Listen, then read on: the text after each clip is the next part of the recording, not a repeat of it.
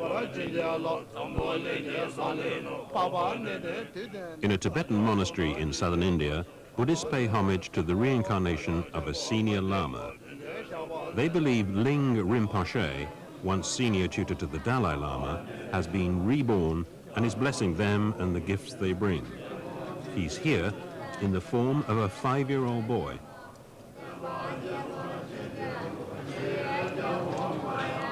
The ceremonies have lasted all day, and in mid-afternoon, this remarkable infant still behaves with the composure expected of a High Lama.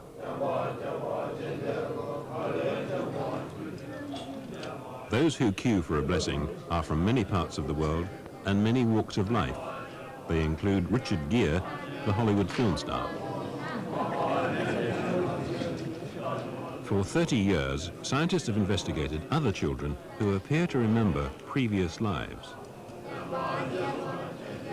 Tibetan Buddhists say they have their own ancient methods to precisely identify a child like this, the reincarnation of an 81-year-old Lama who died on Christmas Day, 1984. Is there real evidence for reincarnation, a form of life after death?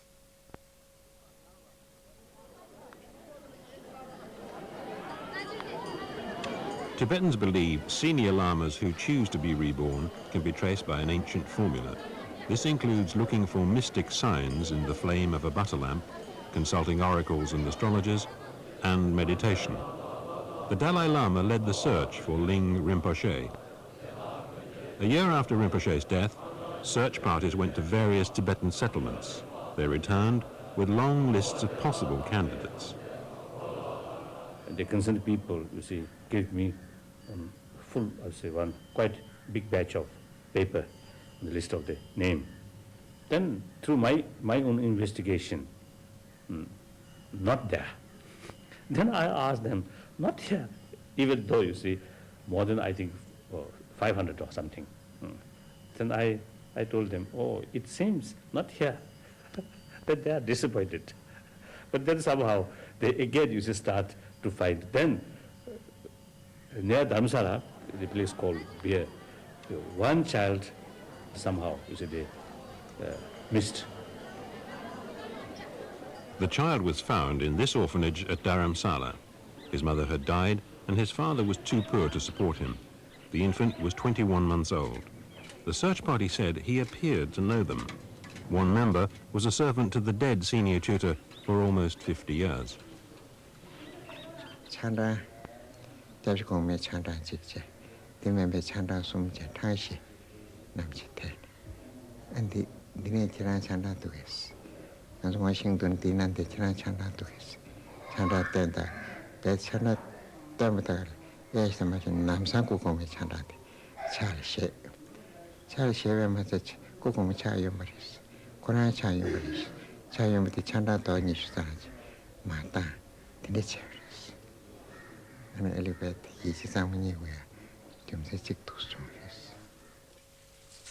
the infant passed the recognition test. He could identify belongings of the dead monk from similar articles. He was declared a tulku, a reincarnated lama. He was examined by the Dalai Lama, who said the child knew his way around the palace and seemed to recognize former colleagues and servants. The new Ling Rinpoche was taken to meet the people in Dharamsala. He was barely 2 years old.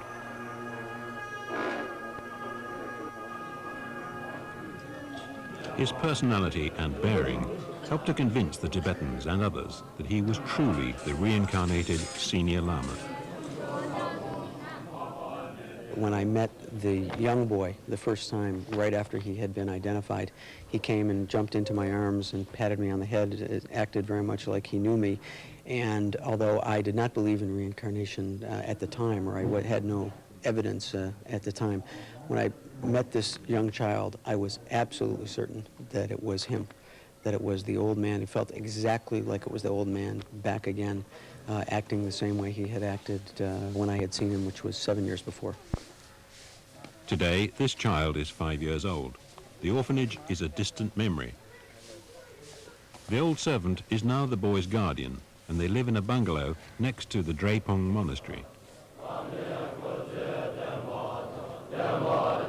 At the end of this day of ceremonies, the boy, now Ling Rinpoche, will become a monk. The Tibetans say they have several children like this, High Lamas who've chosen to be reborn. The University of Virginia is the center of research into claims by children to remember former lives. Almost 3,000 cases have been investigated by Professor Ian Stevenson. One child in 500 might have such memories, according to a survey in northern India. But the memories begin to fade by about the age of 6. There seem to be fewer cases in the West. We do hear quite often from the parents of Western children that they wish they'd known about this research when their little boy was 3 years old, because he was saying, I used to be a pilot and I was shot down, and we told him to stop telling fibs, and now he doesn't remember anything, and we can't say much to you about the case. So some cases are definitely suppressed in the West, but they are much more readily found in South Asia than they are in the United States and Canada and Western Europe.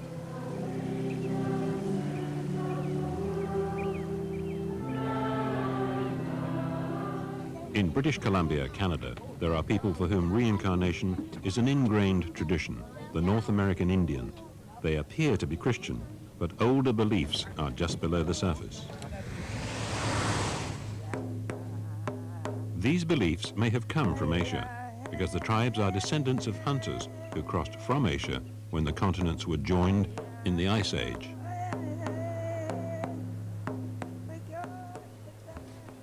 In Canada, Dr. Antonia Mills continues Dr. Stevenson's researches. Some claims of reincarnation involve birthmarks, perhaps corresponding to some injury in a past life. These will be checked against medical records. Dr. Mills has studied cases in other parts of the world. She knows there are differences here. In most tribal groups, the previous personality, the person who is said to be coming back, is closely related to the subject, to the child. And in such cases, it's very difficult to be sure that statements that the child might make are not based on knowledge that the child could learn from its parents speaking about this person. So one has to use a lot of caution in analyzing these cases. Let us pray also for the doctors and nurses and all those who... Among the congregation at Maurice-Town Church is 82-year-old Emma Michel of the Wet'suwet'en tribe. Mrs. Michel believes in reincarnation. In this family photograph, she is aged 4. With her is her brother Jimmy, whose battered body was pulled from the Skeena River. His death remained a mystery until years later, when Emma's infant grandson, also called Jimmy, was playing on the floor. The bell in the nearby church began to toll. The boy asked his grandmother why the bell was ringing. Mrs. Michel said it was because a neighbor was dead. The child asked, who? Donald Gray, I said. Why he died, he said. He hired somebody to kill me that time, that's why I'm died, he says. He hired 3 men to kill me. That's why I'm died too. No, he died, eh, he said, and he laughed about him. The family believed young Jimmy was the reincarnation of his great-uncle. He described in detail how his great-uncle was beaten up and thrown into the river in a dispute over fishing rights. Gaffing the salmon in the Maurice-Town Canyon is as dangerous as it looks, but it's a source of status and wealth. A chief has rights here, and others must move aside. Jimmy Sr.'s right to fish was challenged by Donald Gray. There was a bitter quarrel. Ironically, the reincarnated Jimmy also died in the Skeena River. He fell or was thrown from this cliff. But his death has not ended the cycle of rebirth. There's always a cycle that you can't stop, and this is where the reincarnation fits in. Another of Emma's grandchildren, Nelson, is a pupil at this lecture on the cycles of life. Nelson is believed to be a reincarnation of both Jimmys. His family say that as an infant, Nelson could remember their previous lives. He used to wish he'd been born a girl, so then there'd be less chance of ending up dead for a third time in the Skeena River. Today, Nelson's memories have faded, but he used to tell his family about his previous lives and a car he once owned. He used to run around the car and he used to tell my parents, and he used to tell them that this was his car. And all the wheels were flat, and he used to kick them and say this was his car, who did that to it. And he was just two and a half. Really little. Very small. All the children in this game are said to be reincarnates, not simply because of what they remember. Some have birthmarks corresponding with marks on the dead person whose life they spoke about. Newborn babies are minutely examined for telltale signs. I interrupt your card game. I wanted to take a picture of the bump on your head. Is that okay? Yeah. Your mom said it was. This child is said to be the reincarnation of an aunt who suffered a head wound before she died. This combination of statements by the child, birthmarks, characteristics, medical conditions that relate to a previous personality, these have to be examined very carefully, and in a number of cases, the evidence is very difficult to explain. For example, these cases where the children have pierced ear marks. This is not something that would be genetically transmitted. Birthmarks on the ears are similar to scars caused by earrings worn by chiefs. In some cases, a tribal elder has had an announcing dream, saying that a chief has been reborn. An examination of the baby has then revealed the matching ear marks.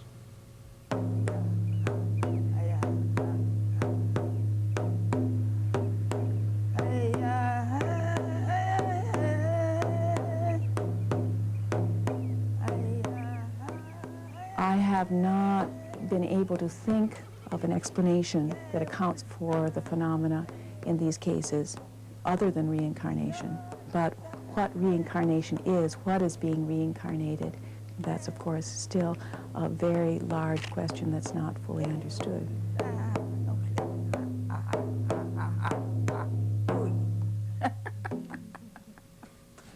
Professor Stevenson has studied hundreds of birthmarks and birth defects in children who claim previous lives.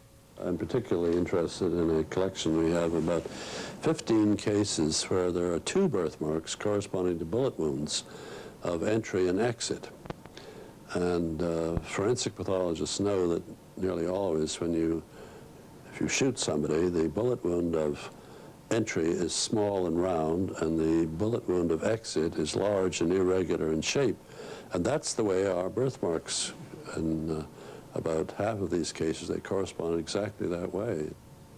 This boy was born without a right ear, but with memories of the life of a man who was shot in the head.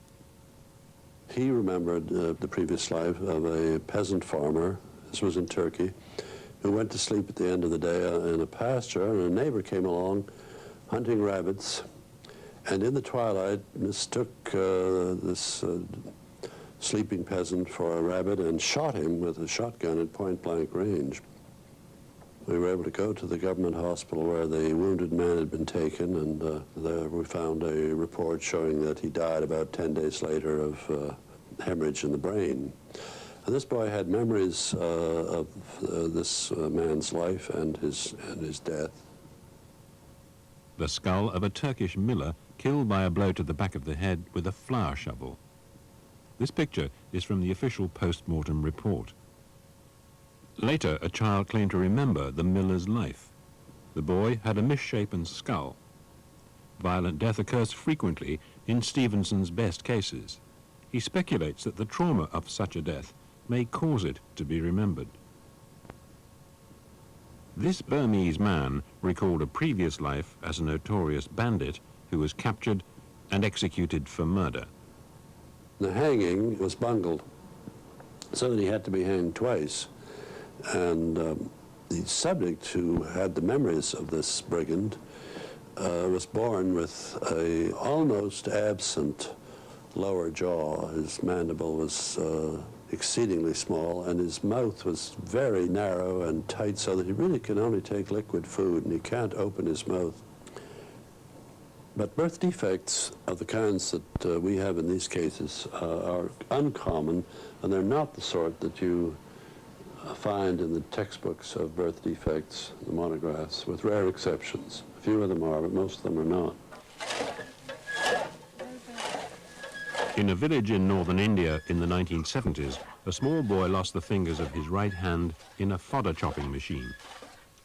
Later, the child died, but in a neighboring village, a boy was born who claimed memories of the dead child's life.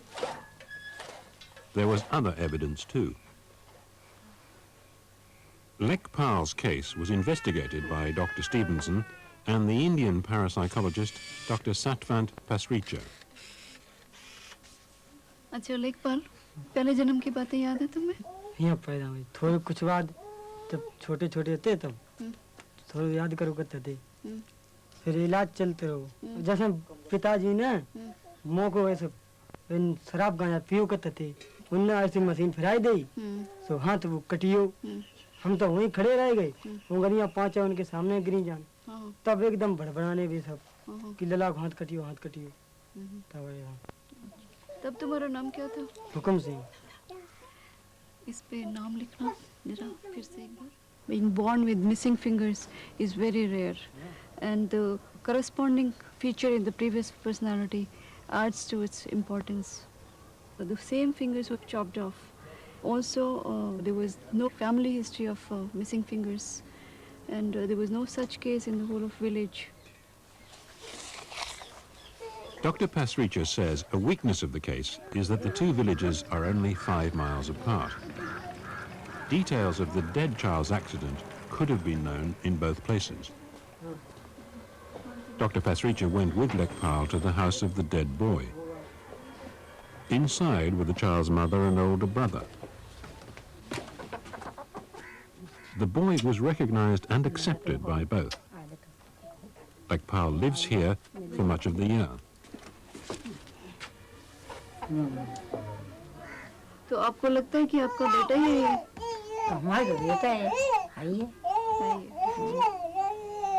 हम तो उन्हें बेटे की तरह से भी हमें मातारी की तरह से मानते। ये आपका भाई लगता है? हमारा भाई है। भाई है आपका? नहीं, भाई तो इस जन्म में तो नहीं है आपका ये भाई? इस जन्म नहीं, पिछले जन्म में तो था भाई। अच्छा, तो अभी भी आप इसको भाई मानते हैं? भाई है ही। अच्छा, कैसे यकीन हो गया कि आपका भाई है? जब मैं वहाँ गया था पहली बार इनके यहाँ, वहाँ एक शादी मैंने कराई थी, तो वहाँ मैं पहली बार गया, तो जब मेरे पास आया मैं 3-4 भाई हैं, सभी जने बैठे थे वहाँ, तो इसने पहचान लिया, बोला ये मेरा भाई है, ये हमारे भाई है, एक हमारी बहन थी, हम करीब 50 आदमी घर में, एक ही बहन है मेरे पास। अच्छा, तो ये हमारी माता जी भी है। तो आपको लगता है कि आपका बेटा ही है?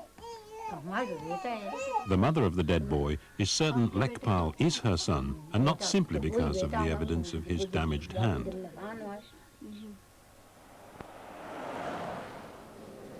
In Bangalore, Dr. Pasricha is an associate clinical professor at one of India's largest mental hospitals.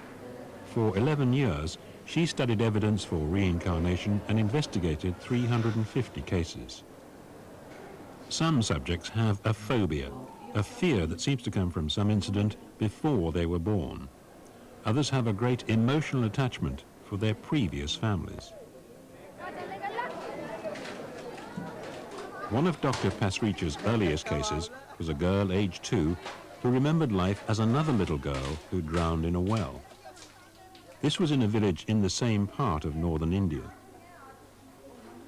Today, in the Hindu holy city of Vrindavan, Manju Sharma is a young married woman with 2 small daughters of her own. वहाँ पे पहले गांव मारी में मतलब चौमा में 2.5 साल की 10 साल की कुआं में गिर के मर गई, तो मैंने वहाँ पे 2 साल चौमा में आप 10 साल की थी? हाँ, जब कुआं में गिर के मैं मर गई। हाँ, फिर मैंने 2.5 साल की में जन्म लिया, वहाँ पे पसौली, तो फिर वहाँ पे हमारे ताऊ जी है ना, कपड़ा मतलब तगादा करने जाते थे, तो वो मैंने पहचान ली हमारे ताऊ जी हैं। उसने कही कि नहीं जी पिछले जन्म की। हाँ, उसने कही कि नहीं हमारी लड़की तो मर गई। मैं नहीं, मेरे ताऊ जी हैं तुम। उसने कहा कि हम तुम्हारी मैया आपको भेजेंगे, तुम यहीं पे रहे। तो तो उनने मैया को मेरे को पहले भेजा चौमा वाले को, तो वो आए वहाँ पर, तो उन्हें प्यार करा, मतलब मिठाई विठाई लेके आए थे सब, तो उन्हें गोदी गोदी में बैठा दी. As a child, Manju's feelings were so strong, she insisted on living with the dead girl's family for 10 years. Critics say these children are from poor families trying to claim a relationship with a wealthier one. Manju is the opposite. She is a high caste Brahmin who chose to live with a poorer family from a lower caste. In class-ridden India, this is an unlikely relationship. Manju has divided her life between these two families. Manju का नाम है ही ना कोई. कृष्णा है जैसे हमारी पहली बेटी ऐसी ये है. और ये बच्चे आपको अपने क्या बच्चे को नाना कहें हमसे या फिर नानी कहें. नानी बोल के. प्यार से राखे हमने थोड़े कोई दूसरे समझ के राखे हमने. Manju has outgrown her fear of wells, even of the place where she believes she once drowned. I would consider this one of the strong cases. She started talking about her previous life when she was 2.5, and whatever she was describing, her emotions will change accordingly, her facial expression would change, and nobody, I thought at that age, would have coached her to stage such a case. I don't think there is any apparent motive in this case to sort of cook up a case, and they were not gaining anything. There were no obvious gains for the present family. In fact, they had to lose their child for 10 years. Not all Dr. Pasricha's cases were born with memories of another life. In rural India, she investigated a case of possession, a dead person who appeared to survive by taking over the body of someone else. In May 1985, in the remote village of Sharifpura, a young married woman, Sumitra, had a seizure and seemed to die. Her father saw it happen. अंदाज doctor लोगों से लगाया, कोई आँख से नहीं, शरीर नहीं, पानी हो चुका था, और तैसे ही अंदाज दिया तुम लगा, तैसे ही लगाई लोग जाते, और तक के बाद फिर ये सांसें फांसें इनकी वहीं चली, पर्चे तब भई जवाब कि ऐसी बात आज गई भी है, जो कि हम लोगों को नहीं किसी को पहचाना इन्होंने, 2-4 दिन किसी को नहीं पहचाना, तब हमने खुद बातचीत करी, तो कुछ खड़ी बोली आई, इनकी बोली में फर्क पड़ा, तो इन्होंने कही हमारा तो हम है नहीं कोई नहीं, फिर कि ससुराल मेरी दिव्या पर पियर मेरा हटावा, उन्होंने जो कमी बोल नहीं कही ससुराल पियर दिया जका बात है. Sumitra insisted she was this girl, Shiva, a young housewife whose death was reported in some newspapers. Her body with head injuries was found beside a railway near her home. But Shiva had been murdered, claimed Sumitra, and her in-laws had tried to make it look like suicide. There was some effort to bring the husband's family to trial for murder, but there wasn't enough evidence to prove the charge. Shiva's father heard about the girl in the remote village who claimed to be his daughter and went to see her. The girl recognized him immediately and spoke in detail of Shiva's life. She convinced him she was his daughter. तो फिर थोड़ा हमारे आंसू भी आ गए, हमने कि जब इतना बतलाती, फिर उसने बच्चों का नाम लिया, सब पूरा अपना. उसके बाद जो है इस तरह से सब, फिर हमने उनसे कहा भी ठाकुर से रुके भी, तो दूसरे दिन हम यहाँ लेकर के आए उसे. जब यहाँ लेकर के आए तो मैंने वाइफ को जो था अलग बैठा लिया था, इसी मकान में थे जब आप आई थी, तो मैंने कहा जब उसने देखा तो उसे कोई यही नहीं दिखानी कि मम्मी कहाँ है, तो उसने कहा यहाँ तो मम्मी है नहीं. हमने कि देखो इन्हीं में बैठी और लेडीज थी सब. तो वहाँ सब औरतें थी, वहाँ बोली कि मम्मी तो यहाँ नहीं है. फिर उसके बाद में पिताजी उनके बोले मम्मी को देखो कहाँ है. इधर उधर देख के तो कमरा में पहुँची, अंदर हम बैठे थे, वहीं जाके मम्मी मम्मी कह के रोने लगी हमारे साथ. Dr. Pasricha checked Sumitra's statements against published accounts. The girl gave 16 facts about Shiva's life not mentioned in any press reports. Sumitra identified 22 relatives of the dead girl from photographs. 5 years after Sumitra allegedly became possessed by Shiva, we called unannounced at the isolated village where Sumitra lives. Sumitra agreed to talk to us, but made it very clear she was as certain as ever about her inner identity. अच्छा, ये पूछना है तुमसे सुमित्रा मैंने कि नहीं सुमित्रा मत बोलो मुझसे। हाँ, अभी शिवा हो तुम? हाँ, क्यों क्या होकर के इस दुनिया में जो पैदा हो जाता है वो क्या बार बार बदल जाता है बहन जी? अच्छा, नहीं पहले बदल चुकी हो ना तुम इसलिए नहीं, तो मैं एक बार जब बदल चुकी हूँ, जब मैं एक बार शिवा हो चुकी हूँ, तो क्या बार बार सुमित्रा बन सकती हूँ? तुम अभी शिवा हो? हाँ, और क्या सुमित्रा बन जाऊंगी? सुमित्रा के बारे में तुम कोई बात याद है? नहीं है, नहीं है, वो मैंने पहले ही कहा, वो अब कह रही हूँ। शिवा के बारे में तो तुम्हें क्या क्या याद है? वो पहले बता चुकी हूँ, जैसे बचपन से, हाँ 2 बच्चे हैं वो भी आप जानती हो। अच्छा। हाँ, जैसे खत्म हुई थी वो भी मैंने बता दिया था। Dr. Pasricha also found evidence of changes in personality and behavior. Sumitra, the barefoot village girl who never went to school, has become more like Shiva, the educated daughter of a school teacher.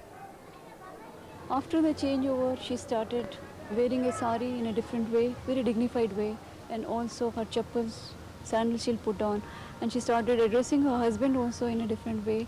Earlier she used to call him by his sister's name, so-and-so's brother. Then she started calling him in a very sophisticated way. And also she started writing. Before the changeover she could not do anything, means she could barely read and write. But after the changeover she could write sentences and she could speak also. I mean she could read written Hindi. Dr. Pasricha and her colleagues recognize that where reincarnation is taken seriously, people often have a more tolerant view of unusual behavior. They have different ideas about the makeup of human personality. Are people something more than a combination of genes and the family environment? Just think of the way the average Western parent regards his or her child. It's exactly the same as one regards an automobile that's come off a factory line. There was nothing before these bolts and bits and pieces of the car were assembled and painted. And that is the standard view that Western parents have of their children. They make the child. The attitude is quite different in countries where there's a belief in reincarnation. There is this third component of some existence before the conception of the current body, as they would see the matter. So that the child bears some responsibility for what he does and says and how he develops.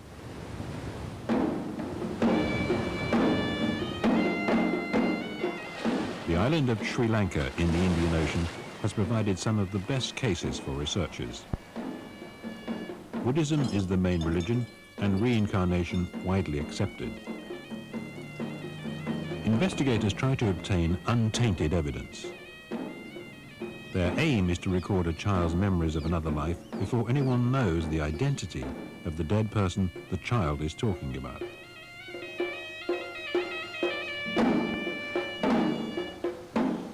Several important Sri Lankan cases have been investigated by Professor Elenda Haraldsson of the University of Iceland. He's with the Sri Lankan researcher Godwin Samararatne. They've come for a further meeting with 6-year-old Dilukshi. For the past 3 years, this little girl has been talking about a previous life as a small child in a district 70 miles away. A life that ended when she fell in a river and drowned.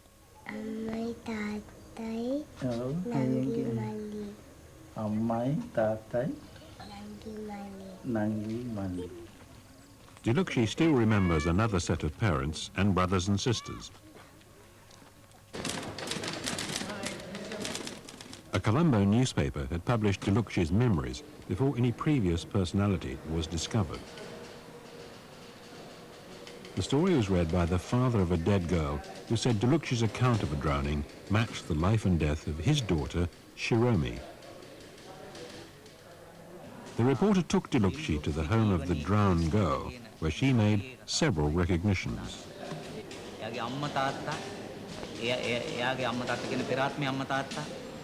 එයාගේ පෙරාත්ම සහෝදරයා, එයා සඳහන් කරපු පෙරාත්ම සහෝදරිය, එයාගේ පුංචි අම්මා, එයාගේ අත්තම්මා, ඒ වගේම එයා පෙරාත්මේ ඉස්කෝලේ යන කාලේ පාවිච්චි කරපු ගල්ලැහැල්ල, පැන්සල, ඒ වගේම එයාගේ චිත්‍රපොත, ඒ ළමගේ ඇඳුම් පැළඳුම්, එයා ගෙනිච්ච උණු වතුර බෝතලේ අවු කණ්ණාඩිය පවා ඒ ළමයා අඳුරගත්තා.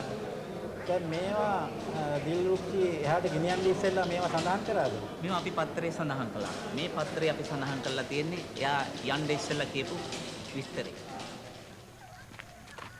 We filmed another reunion between Dilukshi and the dead girl's parents. Before the newspaper brought them together, these families were quite unknown to each other. They lived in widely separated parts of the island and are still a little shy with each other.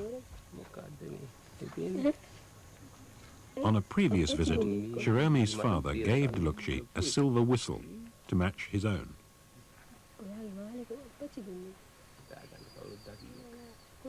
The first time Dilukshi met Shiromi's mother, she said, "Mother, I've come home at last."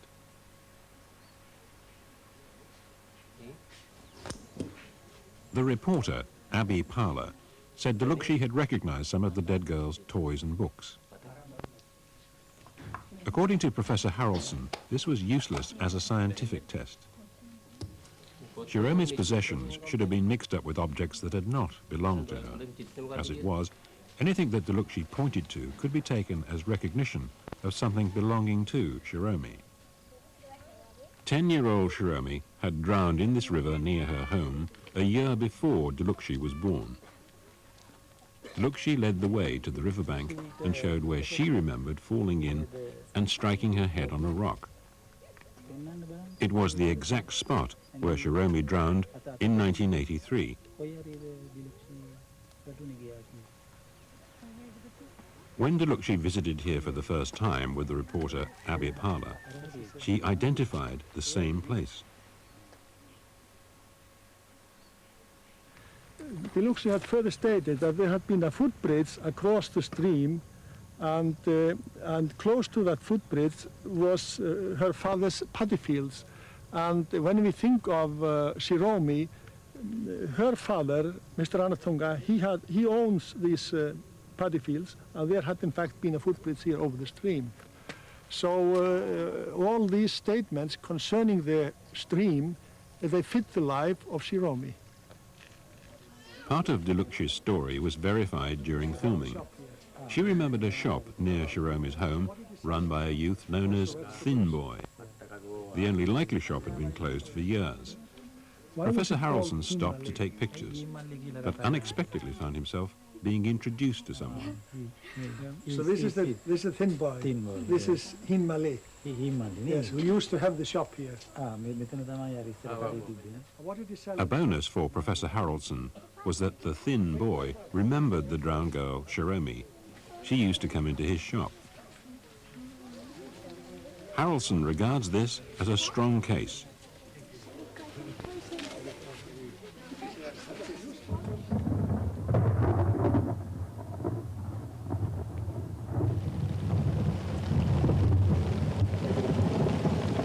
In a tropical downpour in Sri Lanka, a father escorts his daughters home from school. 10-year-old Subhashini has a fear of storms. During another downpour when she was 3, the terrified child told her parents about a landslip on a mountainside during a thunderstorm. It was on a tea plantation where, she said, she had a different father and mother. Subhashini no longer has these memories, only a fear of storms. Her mother remembers what she said. Amma එදත් හරියට වැස්සනේ මේ වගේ වැස්සා වහිනකොට මේ කන්දක් ආවනේ එක පාට අපේ ගෙදරට ගුඩු ගුඩු ගාලා සද්දය ආවා. ඒ එනකොටම අම්මා කෑ ගැහුවා මේ මොකද්ද ඉන්නේ සද්දයක් එනවා අර කන්දවත් එනවාද කියලා බලන්න කියලා. ඊට පස්සේ මෙයා තාත්තයි මෙයා දෙන්න ටෝච් එකක් අරන් එළියට ආවා. එළියට එනකොටම අපි ඔක්කොම හිර වුණා. ඊට පස්සේ මම මොකද කරේ කියලා ඇහුවා. එතන කිව්වා මං ඊට පස්සේ දුවගෙන ටෝච් එකක් අරන් කුලිය අපිට ආවා. When Subhashini was 3, she demonstrated to her parents how tea was picked. She described the bushes in detail, although none grow where she lives. She said the tea pickers were Tamils, except for her own family of Sinhalese Buddhists. They lived in lines, which her middle-class parents didn't understand. But lines are the tea workers' name for their terrace shacks. they lived in Gampola, 60 miles away. Stevenson's researchers found there had indeed been a disaster on a tea plantation at Gampola 2 years before Subashini was born. There was lightning and thunder, and at about that 8 p.m., the rocks above this came down with mud and water, and it slipped down here, covering all these line rooms, half the line rooms, and it went down below, about 200 to 250 yards below. I think about 28 people died on that, but unfortunately we were able to recover only about 13 bodies. Documents from the disaster inquiry confirm that the victims were Tamils, except for one family of Sinhalese Buddhists. They had a 7-year-old daughter, Devi Malika, who seemed to match Subashini's statements. What happened to that family? There were 5 living at that time in that house. All were killed. These 2 who survived were outside on that special day. Devi Malika has a surviving brother and sister. Subashini's first visit here was abandoned when the child became hysterical with fear. Later, she met these 2, and they believe she is their sister reborn. Devi Malika's body was never recovered.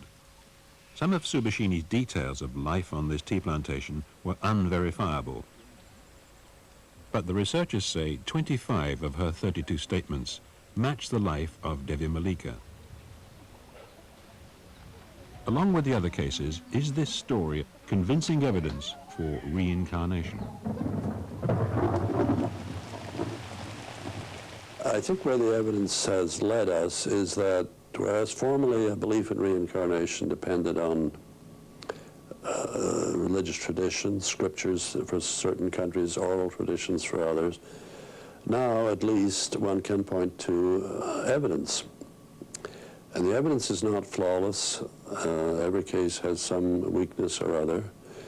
But there is an accumulation of quite strong evidence from, I would say, 100 cases.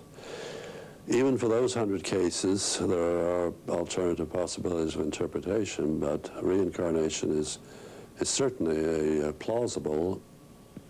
I would say in some cases it's, for me, the most compelling interpretation, even though it's not the only one.